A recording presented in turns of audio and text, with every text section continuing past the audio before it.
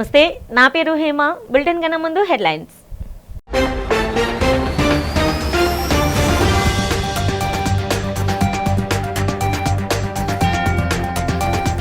YCP కేంద్ర కార్యాలయంలో ఘనంగా జరిగిన రాఖీ పౌర్ణమి వేడుకలు. వైసీపీ అధినేత జగన్ కు రాఖీలు కట్టిన వైసీపీ మహిళా నేతలు.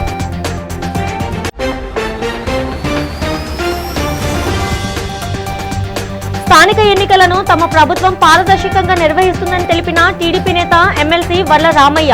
జగన్ హయాంలో స్థానిక సంస్థల ఎన్నికలు జరిగిన తీరు ప్రజాస్వామ్యాన్ని అపహాస్యం చేస్తుందని విమర్శ.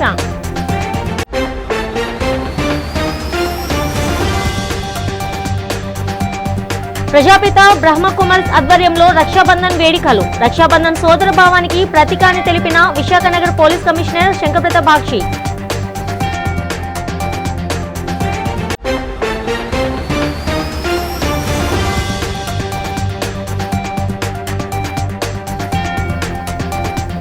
శ్రీ వరాహలక్ష్మి నరసింహస్వామిని దర్శించుకున్న రాష్ట్ర హైకోర్టు న్యాయమూర్తి జస్టిస్ రాజశేఖర్ రావు. స్వామివారికి ప్రత్యేక పూజలు నిర్వహించిన జస్టిస్. తాడేపల్లిలోని వైఎస్ఆర్సీపీ కేంద్ర కార్యాలయంలో రాఖీ పౌర్ణమి వేడుకలు అత్యంత వైభవంగా జరిగాయి. పండుగ సందర్భంగా వైఎస్ఆర్సీపీ మహిళా విభాగం ఆధ్వర్యంలో నిర్వహించిన ఈ కార్యక్రమంలో పలువురు మాజీ ప్రజాప్రతినిధులు, పార్టీ ముఖ్య నేతలు ఉత్సాహంగా పాల్గొన్నారు. విజయనగరం మాజీ జిల్లా పరిషత్ చైర్పర్సన్ డాక్టర్ శోభా స్వాతిరాణి, వైజాగ్ జిల్లా పరిషత్ చైర్పర్సన్ సుభద్ర, అరకు మాజీ ఎంపీ గొట్టేటి మాధవి, మాజీ ఎమ్మెల్యే చెట్టి భాగ్యలక్ష్మి తదితర ముఖ్య మహిళా నేతలు తమ ప్రియతమ నాయకుడు వైఎస్ఆర్సీపీ అధ్యక్షుడు వైఎస్ జగన్మోహన్ రెడ్డిని కలిసి ఆత్మీయంగా రాఖీలు కట్టారు. ఆయనకు రాఖీ పౌర్ణమి హృదయపూర్వక శుభాకాంక్షలు తెలియజేసి జగనన్న ఆశీస్సులు తీసుకున్నారు. రాఖీలు కట్టిన అనంతరం మహిళా నేతలు ఆయనకు నోరు తీపి చేసి స్వీట్లు తినిపించి తమ అభిమానాన్ని చాటుకున్నారు. ప్రతి సంవత్సరం ఆప్యాయతతో పాటు తన నాయకుడికి రాఖీ కట్టడం ఎంతో సంతోషాన్నిస్తుందని, ఆయన ఆశీస్సులు ఎల్లప్పుడూ తమకు కొండంత అండగా ఉంటాయని వారు ఈ సందర్భంగా పేర్కొన్నారు. వైఎస్ జగన్ కూడా అంతే ఆప్యాయతతో మహిళా నేతలకు, మాజీ ప్రజాప్రతినిధులకు ప్రత్యేకంగా రాఖీ పౌర్ణమి శుభాకాంక్షలు తెలిపారు.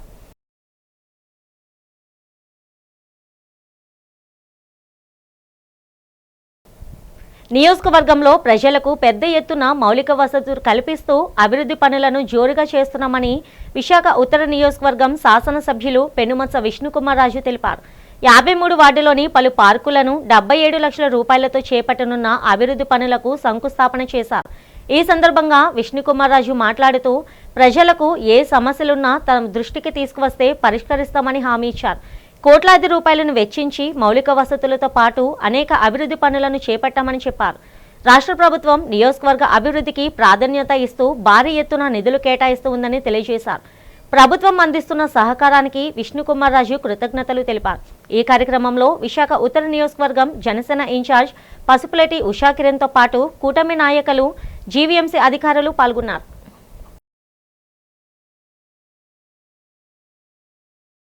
ఈరోజు 50వ వార్డులో సుమారు 6 వర్క్లు అంటే 101 లక్ష అంటే 1,01 లక్ష రూపాయలు విలువ చేసే వర్క్స్ జీవీఎంసీ వారి ద్వారా చేయించడం జరుగుతుంది. దీంట్లో ఒక ఏదైతే వార్డు ఆఫీస్ ఉందో ఆ వార్డు ఆఫీస్కి ఫస్ట్ ఫ్లోర్ ఒకటి నిర్మాణం చేయటము, అట్లాగే చిన్న టాయిలెట్ బ్లాక్ రజకుల కాలనీ దగ్గర ఒక టాయిలెట్ బ్లాక్ ఒకటి, మిగిలినవన్నీ కూడా ఈ ఆర్సీసీ డ్రైన్స్ అన్నీ పాడైపోయి ఉన్నాయనే ఉద్దేశంతో ఈ డ్రైన్స్ అన్నీ కూడా చేయటం జరుగుతుంది.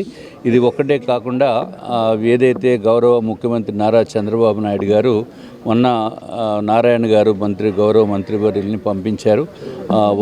వారితోటి డిస్కషన్స్ అయినాయి. కంప్లీట్గా నార్త్ నియోజకవర్గంలో ఎక్కడైనా సరే డ్రైన్స్ని ఆధునీకరణ చేయటం గురించి ఎంత అమౌంట్ అయినా సరే చేసి మనము ఫస్ట్ ప్రయారిటీ కింద టేకప్ చేయడానికి నిర్ణయం చేయటం జరిగింది. కాబట్టి ఇది డిపార్ట్మెంట్ అధికారులకి కూడా ఎక్కడెక్కడైతే డ్రైన్స్ కానీ అలాగే రోడ్స్ కానీ పాడైపోయినట్టుగా ఉంటే తప్పనిసరిగా అవన్నీ టేకప్ చేస్తామని చెప్పడం జరిగింది. ఇది ఒకటే కాకుండా ఏదైతే పార్క్స్ నూతనంగా విశాఖపట్నంలో 123 పార్కుల్ని అభివృద్ధి చేయటం గురించి సుమారు 70-80 కోట్ల రూపాయలతోటి అది టేకప్ చేయటము జరుగుతుంది. దాంట్లో భాగంగానే నార్త్ నియోజకవర్గంలో ఒక 10 పార్కులకి శాంక్షన్ చేయటం జరిగింది. ఇంకా ఏమైనా అడిషనల్గా కావాలన్నా పార్కులు ఆధునీకరణ చేసి పబ్లిక్కి అందరికీ కూడా కన్వీనియంట్గా ఉండేటట్టు చేయటమే ఈ కూటమి ప్రభుత్వము ఉద్దేశము. అట్లాగే ఈరోజు ఈ కార్యక్రమానికి విచ్చేసిన తెలుగుదేశం పార్టీ నాయకులకి, బీజేపీ నాయకులకి, జనసేన నాయకులకి అందరికీ కూడా, అలాగే గ్రామస్తులకి, అట్లాగే టెంపుల్ కమిటీ మెంబర్స్కి అందరికీ కూడా నా యొక్క హృదయపూర్వకమైన ధన్యవాదములు. కూటమి ప్రభుత్వ పాలనలో రాష్ట్రంలో క్లిష్ట పరిస్థితులు నెలకొన్నాయని వైసీపీ విశాఖ జిల్లా అధ్యక్షులు కేకే రాజు అన్నారు. నగరంలోని వైసీపీ జిల్లా కార్యాలయంలో జరిగిన మీడియా సమావేశంలో ఆయన మాట్లాడారు. అమరావతి రాజధాని పేరుతో అవినీతి విలేతాండం చేస్తుందన్నారు. ఉత్తరాంధ్ర అభివృద్ధిని ముఖ్యమంత్రి చంద్రబాబు నిర్లక్ష్యం చేస్తున్నారని విమర్శించారు. జగన్ హయాంలో విశాఖను ఆర్థిక రాజధానిగా అభివృద్ధి చేస్తే కూటమి ప్రభుత్వ హయాంలో విశాఖ డ్రగ్స్, గంజాయి, అవినీతి, మద్యం మాఫియాకు నిలయంగా మారిందని ఆరోపించారు. ప్రభుత్వం పాలనతో అన్ని వర్గాల వారు తీవ్ర ఇబ్బందులు ఎదుర్కొంటున్నారని చెప్పారు. మారికవలసలోని గురుకుల పాఠశాలలో చదువుతున్న 480 మంది గిరిజన విద్యార్థుల పట్ల ప్రభుత్వం అనుసరించిన తీరుపై కేకే రాజు తీవ్ర ఆగ్రహం వ్యక్తం చేశారు. సెంటర్ ఆఫ్ ఎక్సలెన్సీ అభివృద్ధి కోసం మారికవలస విద్యార్థులను భయభ్రాంతాలకు గురి చేసి సబ్బవరం, పార్వతీపురం ప్రాంతాలకు తరలించారని మండిపడ్డారు.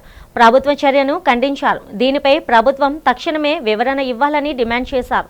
ఉత్తరాంధ్రలో విలువైన భూములను పరిశ్రమలు, టూరిజం పేరుతో తమ అనుచరులకు కారు చౌకగా ప్రభుత్వం కట్టుబెడుతుందని ఆరోపించారు.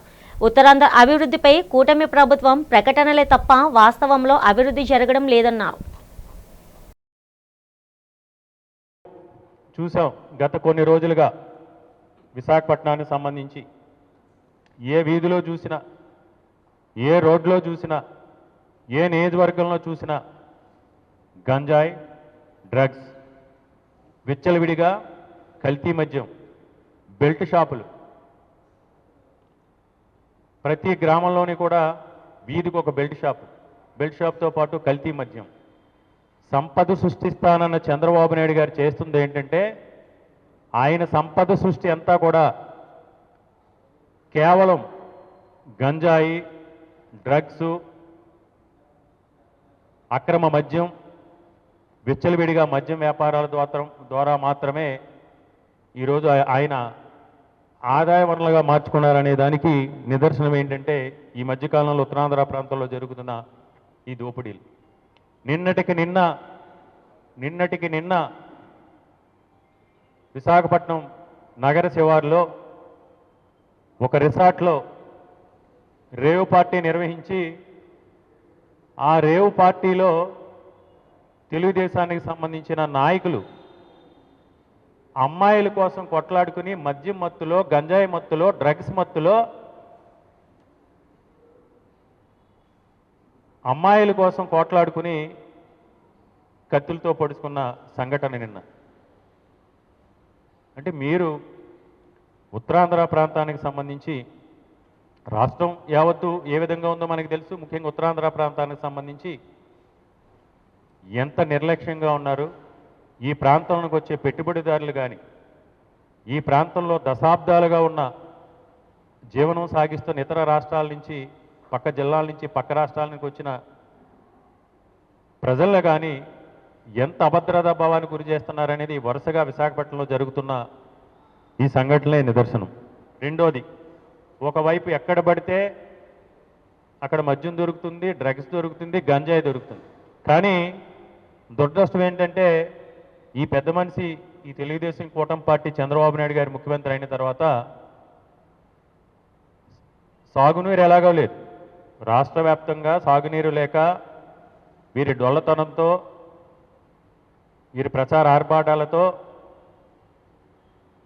వీరికి సరైన సమాచారం లేక ఏ విధంగా వ్యవసాయాన్ని అటకెక్కించారో, రైతులు ఏ విధంగా వెన్నుపోటు పొడిచారో, వెన్నుపోటు పార్టీకి సంబంధించిన విధానాలు ఏ విధంగా ఉన్నాయో మనందరికీ కూడా తెలిసింది. బీసీల అభ్యున్నతికి పెద్దపీట వేసిన ఘనత సీఎం చంద్రబాబు నాయుడికే దక్కుతుందని టీడీపీ విశాఖ జిల్లా ప్రధాన కార్యదర్శి లోడిగల కృష్ణ అన్నారు. నగరంలోని జిల్లా టీడీపీ కార్యాలయంలో జరిగిన మీడియా సమావేశంలో ఆయన బీసీ కులాల కార్పొరేషన్ డైరెక్టర్లతో కలిసి మాట్లాడారు.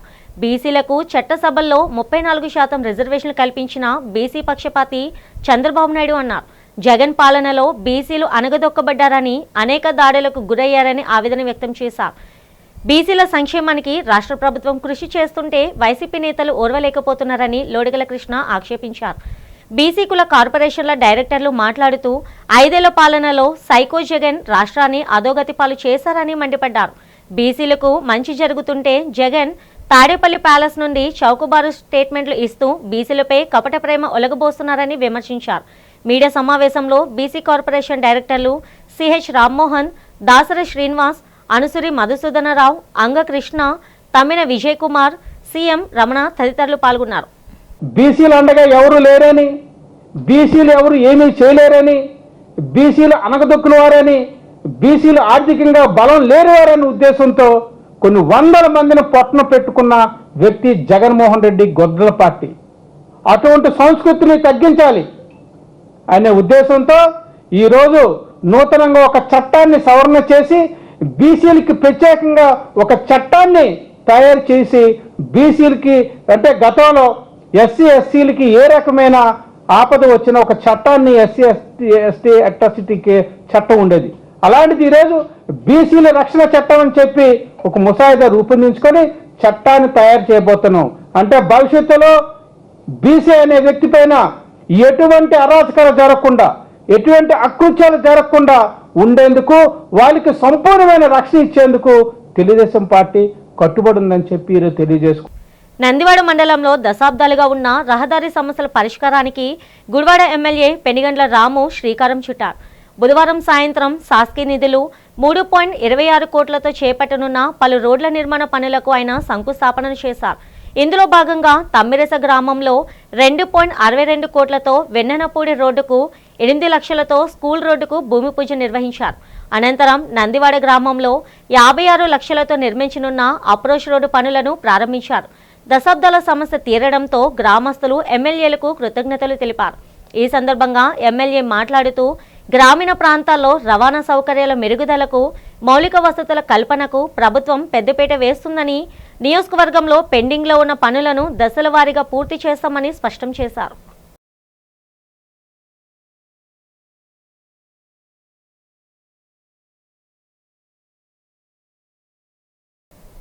వైసీపీ అధినేత వైఎస్ జగన్మోహన్ రెడ్డి స్థానిక సంస్థల ఎన్నికలపై చేసిన వ్యాఖ్యలపై టీడీపీ నేత ఎమ్మెల్సీ వల్ల రామయ్య తీవ్రస్థాయిలో విరుచుకుపడ్డారు. అమరావతిలోని ఎన్టీఆర్ భవన్లో జరిగిన మీడియా సమావేశంలో ఆయన మాట్లాడారు. జగన్ సీఎంగా ఉన్న కాలంలో నిర్వహించిన స్థానిక ఎన్నికలు సజావుగా సాగాయా అని ప్రశ్నించారు.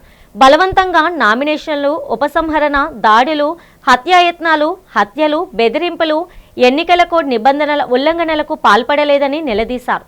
త్వరలో నిర్వహించబోయే స్థానిక ఎన్నికలను స్వేచ్ఛగా, సజావుగా నిర్వహించగలిగితే అన్నింటిలోనూ విజయం మనదే అని చెప్పడాన్ని ఎద్దేవా చేశారు. జగన్కు ప్రజాస్వామ్య వ్యవస్థ మీద నమ్మకం లేదని విమర్శించారు. జగన్ చేసిన వ్యాఖ్యలు దెయ్యాలు, వేదాలు వల్లించినట్లుగా ఉందన్నారు. తమ ప్రభుత్వం ప్రజాస్వామ్యానికి అనుగుణంగా స్థానిక ఎన్నికలను స్వేచ్ఛ, శాంతియుత వాతావరణంలో నిర్వహిస్తుందని వర్ల రామయ్య తెలిపారు. జగన్కు చిత్తశుద్ధి ఉంటే స్థానిక సంస్థల ఎన్నికల సజీవంగా సాగేందుకు సహకరించాలన్నారు. గౌరవ మాజీ సీఎం గారు, పులివెందల ప్రస్తుత శాసనసభ్యులు జగన్మోహన్ రెడ్డి గారు నిన్న వారి పార్టీ కార్యకర్తల సమావేశంలో మాట్లాడుతూ ఏమన్నారు? స్థానిక సంస్థల ఎన్నికలకు అందరూ సిద్ధంగా ఉండండి.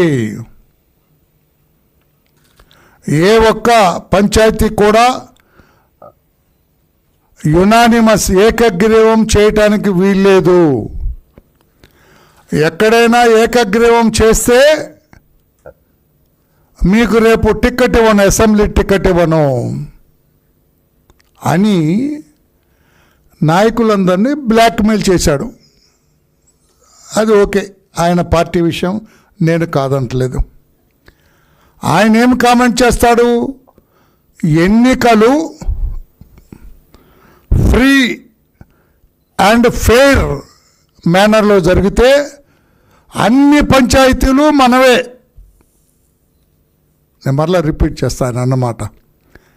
ఎన్నికలు ఫ్రీ అండ్ ఫెయిర్, స్వేచ్ఛగా సజావుగా సాగితే మందే గెలుపు, అన్నీ మనయే అని వాళ్ళకు చెబుతూ ఉన్నాడు ఆయన. విశాఖ మధురవాడ మారికవలసలోని గిరిజన సంక్షేమ గురుకుల పాఠశాలను సెంటర్ ఆఫ్ ఎక్సలెన్స్ గా మార్చేందుకు గాను 480 మంది విద్యార్థులను ఇతర ప్రాంతాలకు తరలించే ప్రక్రియను అధికారులు భారీ పోలీస్ బందోబస్తు నడుమ చేపట్టారు. విద్యా సంవత్సరం మధ్యలో విద్యార్థులకు బలవంతంగా టీసీలు ఇచ్చి తరలించడాన్ని తల్లిదండ్రులు, విద్యార్థి సంఘాలు తీవ్రంగా వ్యతిరేకిస్తున్నాయి. ఘటనా స్థలానికి చేరుకున్న ఎమ్మెల్సీ డాక్టర్ కుంభ రవిబాబు విద్యార్థులతో మాట్లాడి అధికారుల తీరుపై మండిపడ్డారు. సిఓఈ ఏర్పాటుకు తాము వ్యతిరేకం కాదని, దానికి ప్రత్యామ్నాయం భవనం చూడాలే తప్ప గిరిజన విద్యార్థుల భవిష్యత్తును ప్రశ్నార్థకం చేస్తూ పాఠశాలను మూసివేయడం సరికాదన్నారు. విద్యార్థులను భయభ్రాంతులకు గురి చేసే చర్యలను తక్షణమే మానుకోకపోతే తగిన మూల్యం చెల్లించుకోక తప్పదని హెచ్చరించారు. ఇలాంటి కాలేజ్ పెట్టాలంటే మనకి ఇక్కడ భీమిలిలోని అక్కడ క్వార్టర్స్ ఉన్నాయండి. అది తీసుకుని అక్కడ కూడా పెట్టుకోవచ్చు, లేదంటే ఏపకుంటలో ట్రైనింగ్ సెంటర్ ఉంది, అక్కడ కూడా పెట్టుకోవచ్చు. కాకపోతే ఇక్కడున్న పిల్లలకి ఎందుకు భవిష్యత్తు పాడు చేస్తున్నారు? ఈ నైట్ 11 గంటలకి ఎందుకు బస్సు రప్పించేసి పిల్లలకి బస్సులో ఎక్కించి పంపించడం కారణం ఏంటి? ఇది చాలా ప్రభుత్వం మాత్రం దురదృష్టంగా చేస్తున్న ఈ ప్రభుత్వం మాత్రం వెనక తీసుకోవాలి. రాత్రి మాకే తెలియకుండా అన్ని 5th నుంచి 10th క్లాస్ వరకు కూడా బస్సులు రేపటికి వస్తాయి వెళ్ళిపోతారు అని చెప్పారు. మేము ఎంత స్టూడెంట్స్ అందరూ కూడా రిక్వెస్ట్ చేసాము పిఓ సార్కి, కలెక్టర్ సార్కి, అయినా ఒప్పుకోకుండా బస్సులు వస్తాయి వెళ్ళిపోండి అని గట్టిగా వార్నింగ్ ఇచ్చారు. ఆ రోజు ధర్నాల రోజు మేము కూడా రోడ్ల దగ్గర కూర్చొని ధర్నాలు చేసాం, కానీ లాభం లేదన్నారు. ఎంత ధర్నా చేసినా మీకు అవ్వదు, స్కూల్కి వెళ్ళిపోండి, ఏ స్కూల్కి ఉన్నా కూడా చదివే కదా చదువుతారు అని వార్నింగ్ ఇచ్చారు పిఓ సార్. ఇప్పుడు దాకా ఎన్ని మంది స్టూడెంట్స్ పంపిస్తారు బయటికి? 5th నుంచి 8th దాకా పంపించేస్తారు. 8th, 9th, 10th వాళ్ళు సగం మంది ఉన్నారు, పేరెంట్స్ వస్తారు. మనకు ఈ స్కూల్ స్థాపించి 2004 నుంచి స్థాపించి 24 సంవత్సరాలు నడుస్తుంది. ఈ 24 సంవత్సరాల నుంచి మనకు ఎవరి వ్యతిరేకం కానీ ఇలా కబ్జాలు కానీ దోపిడీలు కానీ ఏం చేయలేదు.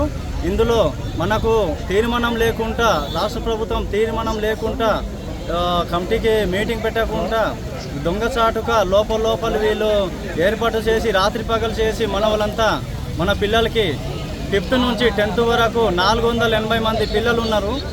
ప్రజాపిత బ్రహ్మకుమారీస్ ఈశ్వరీయ విశ్వవిద్యాలయం ఆధ్వర్యంలో రక్షాబంధన్ వేడుకలు విజిఎఫ్లో ఘనంగా నిర్వహించారు. కార్యక్రమానికి ముఖ్య అతిథిగా నగర police commissioner doctor Shankar Bakshi హాజరయ్యారు.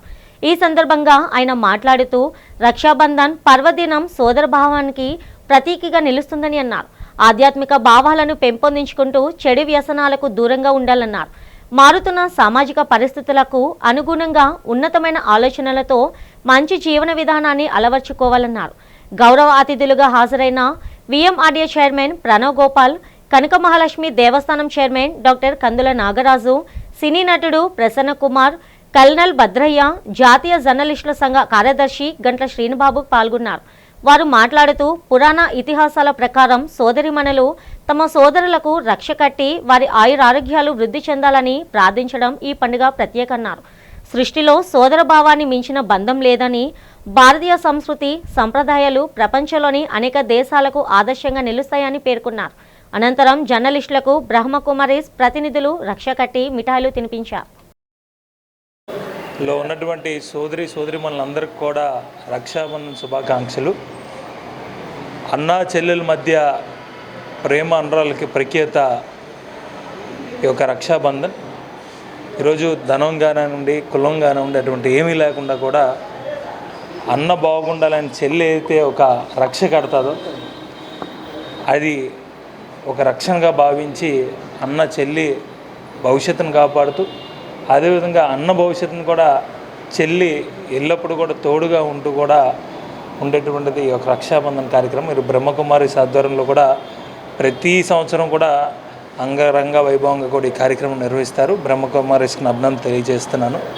అదేవిధంగా ఈరోజు ఈ యొక్క ఉరుకులు పరుగులు ప్రపంచంలో కూడా ఇటువంటి కార్యక్రమాలు చేస్తే కనుక కుటుంబ బంధాలు తెలుస్తాయి. కాబట్టి ఇటువంటి కార్యక్రమాలు కూడా అందరూ కూడా నిర్వహించాలని తెలియజేసుకుంటూ ఇంత చక్కని అవకాశం అందరూ కూడా పేరు కృతజ్ఞతలు. సింహాచలం శ్రీ వరాహలక్ష్మి నరసింహస్వామి వారిని ఆంధ్రప్రదేశ్ రాష్ట్ర హైకోర్టు న్యాయమూర్తి జస్టిస్ తర్లాడ రాజశేఖరరావు దర్శించుకున్నారు. ఆలయానికి విచ్చేసిన ఆయనకు దేవస్థానం ఈవో చెల్లెపల్లి వెంకట్రావు ఆధ్వర్యంలో అధికారులు నాదస్వరం పూర్ణకుంభంతో స్వాగతం పలికారు. అనంతరం కప్పస్తంభాన్ని ఆలింగనం చేసుకున్న న్యాయమూర్తి గర్భాలయంలో స్వామివారికి ప్రత్యేక పూజలు నిర్వహించారు. దర్శన అనంతరం వేద పండితులు ఆయనకు వేదాశీర్వచనం అందజేయగా ఈవో జల్లెపల్లి వెంకట్రావు శేషవస్త్రం కప్పి సత్కరించి స్వామివారి ప్రసాదాలు దివ్య చిత్రపటాన్ని జ్ఞాపికగా బహుకరించారు. ఈ కార్యక్రమంలో ఆలయ అధికారులు సిబ్బంది పాల్గొన్నారు.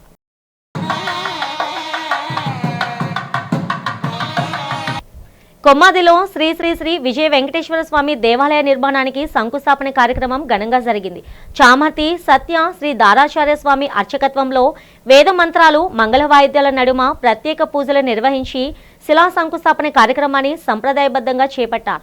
ఈ సందర్భంగా ఆలయ వ్యవస్థాపక ధర్మకర్తలు తలశీల విజయ్ మోహన్ విజయలక్ష్మి దంపతులు మాట్లాడుతూ సుమారు 18 సంవత్సరాల క్రితం కొమ్మాది గ్రామస్తులంతా కలిసి అమ్మవారి ఆలయాన్ని నిర్మించుకున్నామని తెలిపారు. తన మనసులో ఆంజనేయ స్వామి ఆలయాన్ని నిర్మించాలనే సంకల్పం ఉండడంతో ఆలయం పక్కనే ఉన్న స్థలంలో పంచముఖ ఆంజనేయ స్వామి ఆలయాన్ని నిర్మించినట్లు చెప్పారు. సుమారు 18 సంవత్సరాలు గడిచిన నేపథ్యంలో ఆలయం పునర్నిర్మాణం అవసరమని భావించి స్థపతులు ఆగమశాస్త్ర పరిజ్ఞానం ఉన్న వారిని సంప్రదించామని తెలిపారు. అర్చకుల సూచన మేరకు శ్రీ లక్ష్మీ వెంకటరమణ సహిత ఆంజనేయ స్వామి ఆలయాన్ని నిర్మించాలని నిర్ణయించుకున్నామని చెప్పారు. ఈ కార్యక్రమానికి హాజరైన భక్తులందరికీ అన్నదాన కార్యక్రమాన్ని ఏర్పాటు చేశారు. ఈ కార్యక్రమంలో తెలుగుదేశం యువ నాయకుడు గంటా రవితేజ, కొమ్మాది గ్రామస్తులు, ఆలయ కమిటీ, పలువురు నాయకులు, ఆలయ నిర్వాహకులు పాల్గొన్నారు.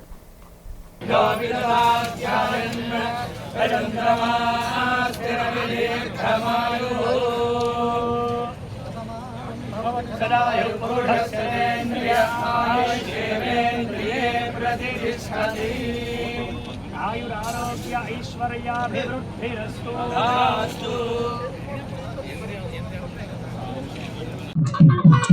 అందరికీ నమస్కారం. సుమారు 18 సంవత్సరాల క్రితం మా కొమ్మాది గ్రామస్తులు అందరం కలిసి అమ్మవారి గుడిని కొత్త ఆలయం కడత నిర్మిస్తానికి అందరు గ్రామస్తులు నిర్ణయించుకుని నాకుగా మనసులో కలిగింది ఒక ఆంజనేయ స్వామి గుడి కట్టాలని చెప్పి పక్కనే ఉన్న స్థలంలో పంచముఖ ఆంజనేయ స్వామి ఆలయం నిర్మించాం. అది సుమారుగా 18 సంవత్సరాలు కొద్దిగా జీర్ణావస్థకు చేరిందని భావిస్తున్న సమయంలో మాకు మంచి స్థపతులు, ఆగమ శాస్త్రము, గిన్నీస్ బుక్ ఆఫ్ వరల్డ్ రికార్డులు ఎక్కిన పండితులు అష్టలక్ష్మి టెంపుల్లో ఉన్నారని తెలిసి వారిని సంప్రదిస్తే వారి ద్వారా లక్ష్మీ వెంకటరమణ సహిత ఆంజనేయ స్వామి గుడి నిర్మించిన స్వామి బాగా ఉంటది అని చెప్పి మాకు ఒక ఆలోచన కలగజేశారు వారు. అప్పటి నుంచి మేము భయపడతా కొంచెం వెంకటేశ్వర స్వామి తోటి అంటే కొంచెం భయంగానే నిర్ణయించాం చేయటానికి. కానీ ఆయన దయ వల్ల ముందుకెళ్తానికి అందరు గ్రామస్తులు, గ్రామ కమిటీ, మన సన్నిహితులు, ఫ్రెండ్స్ అందరూ ప్రోత్సాహంగా ఇవాళ ఈ గుడి శంకుస్థాపన కార్యక్రమం చేసాము. తప్పకుండా అందరూ తలా ఒక చేసి దీన్ని విశాఖపట్నంలో ఒక ప్రముఖ ఆలయంగా దీన్ని తీర్చిదిద్దుతామని తెలియజేస్తున్నాం. నమస్కారం. ఆంధ్రప్రదేశ్ ఉప ముఖ్యమంత్రి జనసేన పార్టీ అధినేత పవన్ కళ్యాణ్ జన్మదిన వేడుకలను వైభవంగా నిర్వహించాలని పెందుర్తి శాసనసభ్యులు జనసేన ఉమ్మడి విశాఖ రూరల్ జిల్లా అధ్యక్షుడు పంచకర్ల రమేష్ బాబు పిలుపునిచ్చారు. ఈ సందర్భంగా సుజాతనగర్లోని క్యాంప్ కార్యాలయంలో పెందుర్తి, సబ్బవరం, పరవాడ మండలాలు జీవీఎంసీ 10 వార్డులకు చెందిన పార్టీ నాయకులు, కార్యకర్తలతో ఆయన సమావేశమయ్యారు.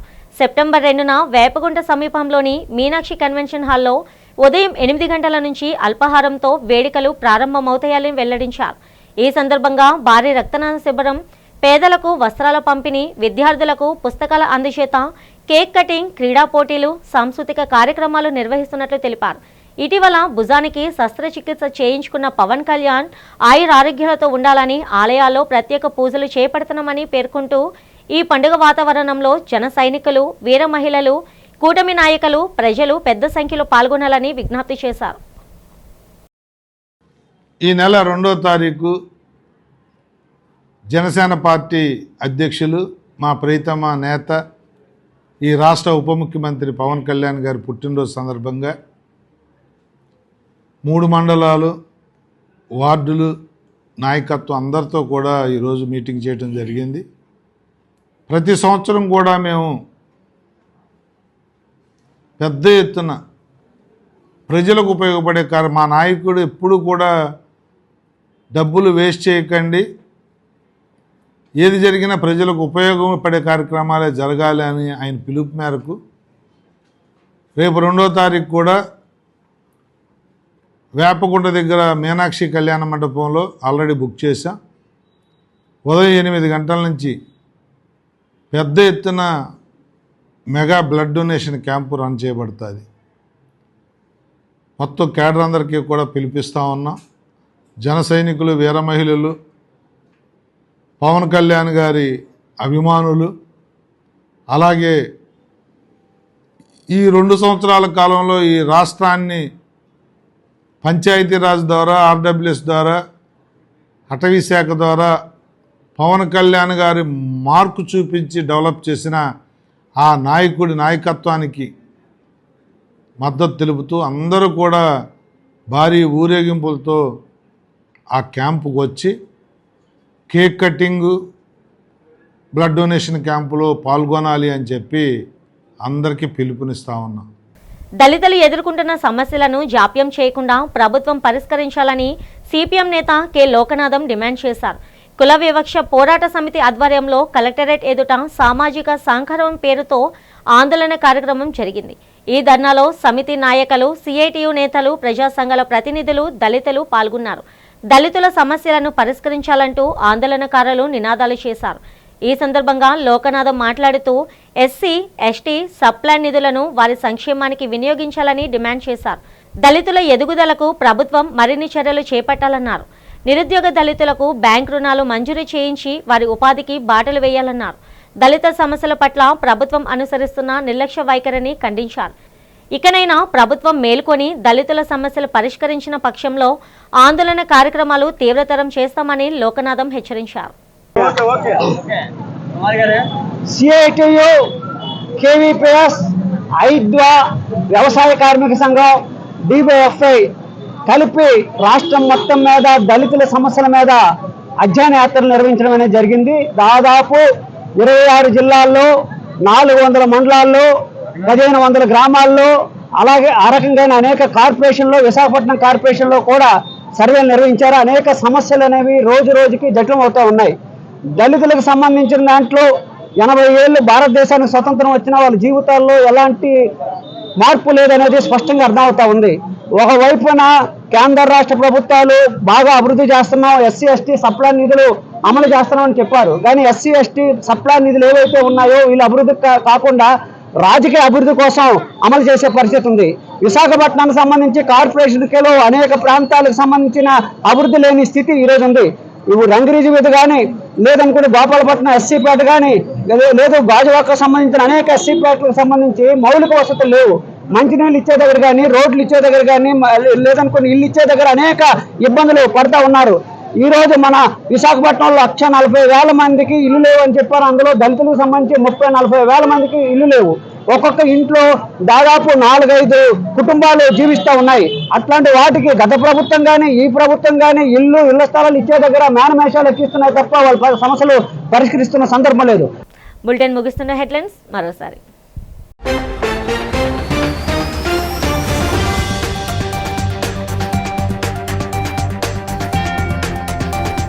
వైసీపీ కేంద్ర కార్యాలయంలో ఘనంగా జరిగిన రాఖీ పౌర్ణమి వేడుకలు. వైసీపీ అధినేత జగన్ కు రాఖీలు కట్టిన వైసీపీ మహిళా నేతలు.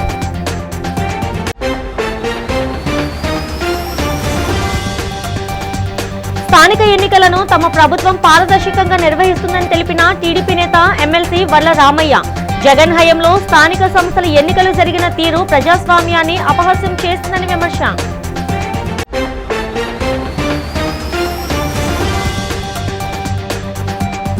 ప్రజాపిత బ్రహ్మకుమార్ ఆధ్వర్యంలో రక్షాబంధన్ వేడుకలు. రక్షాబంధన్ సోదర భావానికి ప్రతీక అని తెలిపిన విశాఖనగర్ పోలీస్ కమిషనర్ శంకరప్రత బాక్షి.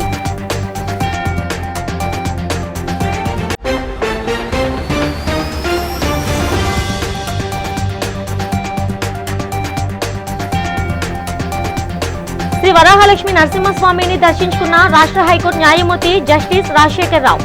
స్వామివారికి ప్రత్యేక పూజలు నిర్వహించిన జస్టిస్. ఈనాటి బులెటిన్ ఇంతటితో సమాప్తం. తిరిగి రేపటి బులెటిన్లో కలుసుకుందాం. అంతవరకు సెలవు. నమస్తే.